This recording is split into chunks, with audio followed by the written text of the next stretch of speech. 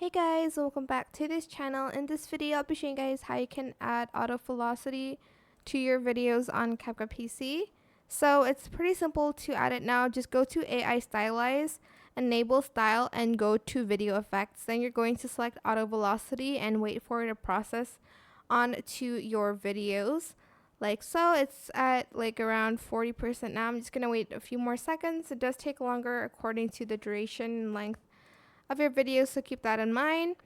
But that is it. As you can see now, it's a velocity video. It's super simple to do now. I hope it was helpful for you guys. Don't forget to like, comment, share. Also subscribe to this channel if you haven't done that already. If you have any more questions about this video, just leave it in the comment section down below. I will try my best to answer them all for you guys. And if you found this video helpful, please click the thanks button as well. That is it for this video. Thank you so much for watching until the end. Goodbye.